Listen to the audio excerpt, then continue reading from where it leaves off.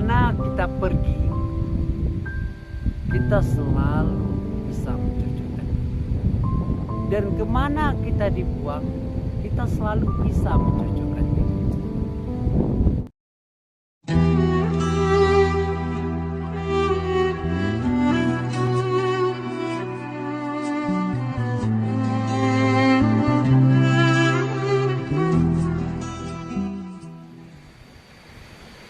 Assalamualaikum warahmatullahi wabarakatuh. Teman-teman semua, pada hari ini kita selalu belajar bagaimana hidup atau tujuan yang harus kita tempuh. Nah, tidak saja kita belajar di buku, tapi Allah ciptakan buminya untuk belajar kepada alam. Pada hari ini kita akan mencoba untuk membahas tentang apa itu makna dari batang ubi. Mungkin di antara kita batang ubi itu hanya untuk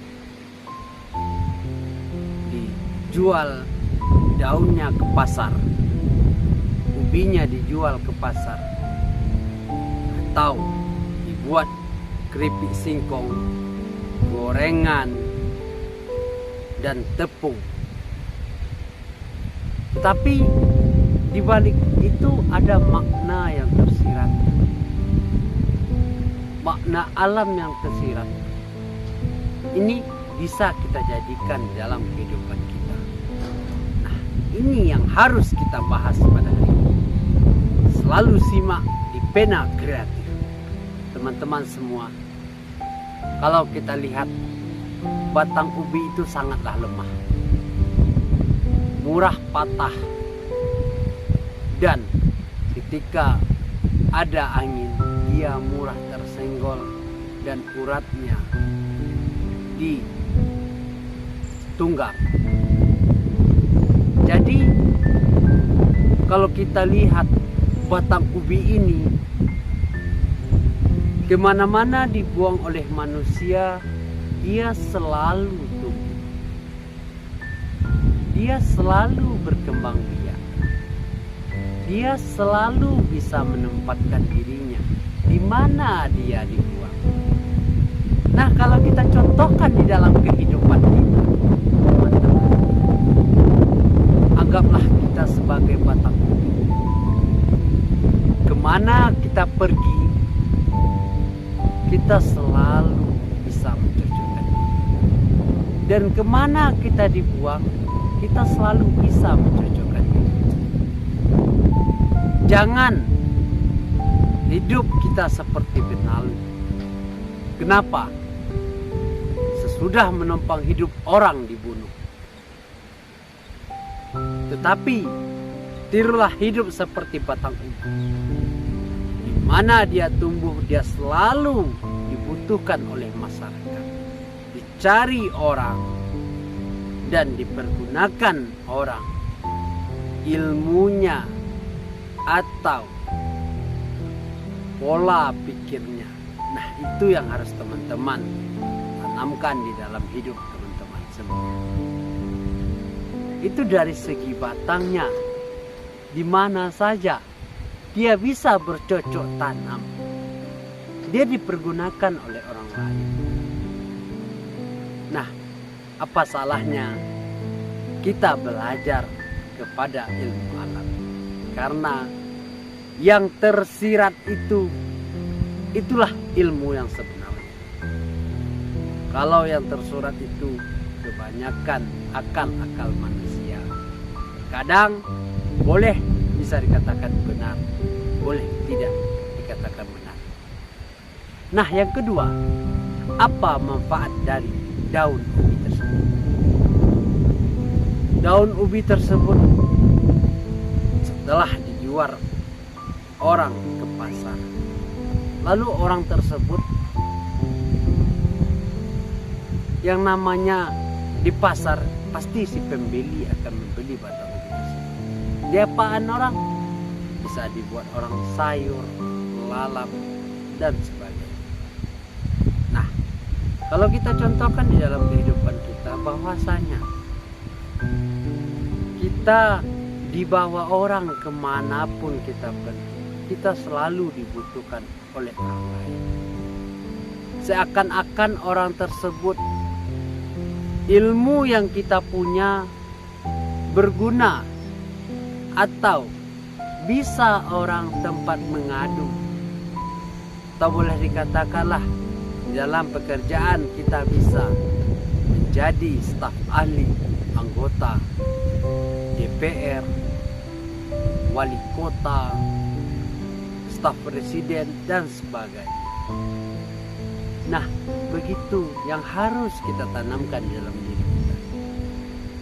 Bahwasanya dalam makna daun ubi tersebut, kemanapun dia dibawa, ke pasar atau sedang tumbuh, dia pasti dicari oleh seorang manusia. Nah, begitu terus kita dalam kehidupan.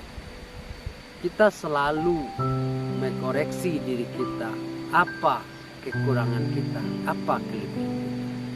Kalau merasa kurang, tambah ilmu kita. Kalau merasa sudah ada tapi belum maksimal, rasanya tuntut. Karena filsafat mengatakan, tuntutlah ilmu ke negeri Cina. Subhanallah. Nah, yang ketiga apa? Dari segi buah ubi tersebut, dia juga bisa dimanfaatkan oleh orang lain. Di dalam buat tepung ubi, keripik singkong, dan gorengan. Berbagai macam-macam variasi yang manusia buat di dalam sebuah. Nah, begitu juga kehidupan kita. Kalau kita sudah berilmu, pasti orang akan membawa Anda kemana-mana. Karena ilmu yang Anda timpa itu berguna bagi orang lain. Ini yang harus Anda tanamkan di dalam hidup Anda. Jangan di dalam kehidupan itu selalu berleha-leha. Karena hidupmu masih muda. Yang mempersiapkan dirimu itu bukan orang lain, bukan orang tua Anda, bukan ibu Anda, dan bukan ayah Anda. Tetapi yang mempersiapkan diri Anda itu adalah Anda sendiri. Berjuanglah di saat muda, karena mudamu itu masih berpikir yang normal, masih berpikir yang jenius, pola pikirmu masih tinggi. Tetapi kalau Anda berjuang di saat Anda tua, pasti Anda akan menyesal. Kenapa? Karena dengan umur Anda yang sudah menua, Anda ingin berpikir, tentu rasanya tidak efektif. Di saat muda inilah Anda harus mempersiapkan personal brand Anda. Saya mau kemana? Saya lagi apa? Saya bagaimana? Itu yang harus Anda camkan di dalam hati, bukan di dalam mulut Anda. Mulut bisa berbohong, hati tidak. Karena makin lama kehidupan ini makin keras. Tidak seperti dahulu-hulu. Karena hidup yang paling senang itu boleh saudara ketahui ketika di dalam kandungan ibu.